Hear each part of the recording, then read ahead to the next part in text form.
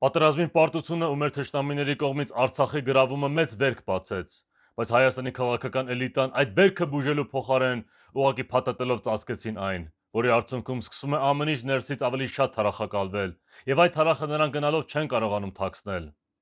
Քաղաքական դաշտում տեսնում ենք համակարգի ազգուրած ծառաներին, թե նրանք ինչպես են անպիտան կոալիցիաներ ու դաշինքներ կազմում, զիջելով իրենց գաղափարներն ու սկզբունքները, որպեսզի կարողանան ազգային ժողովում տեղ զբաղեցնել։ Իսկ մենք նրանց նման չենք վարվում, որովհետև մենք նրանց նման չենք ու նրանց նմանների հետ ընդհանրապես ոչ մի ընդհանրություններ չունենք։ Թող նրանք կոմպրոմիսների գնան ու խորհրդարանում աթոռների համար պայքարեն, ինքն իրենց շարունակելով վարկաբեկել ու հեղինակազրկել։ Մենք կշարունակենք պատրաստվել անխուսափելի իրադարձությունների համար։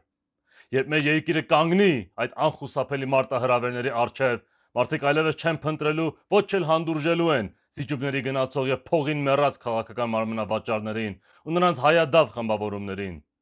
Նեոբոլշևիկյան թղթե տնակը բառից բուն իմաստով մի գիշերվա մեջ փլուզվելու է գալիք փոթորիկի մեկ քամու հարվածից։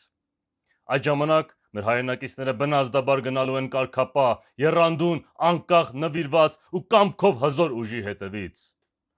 Մենք սա քաջ գիտակցում ենք, դրա համար մենք շարունակում ենք մեր գործունեությունը, քանի որ եթե մենք դա չանենք, ապա ուրիշ ոչ մեկը դա չի անելու։ Վերին ուժերի կողմից մեր ուսերին է դրված այս ծանր, բայց նաև պատվաբեր պատասխանատվությունը, դրա համար մենք չենք կարող ու իրավունք չունենք հրաժարվել դրանից։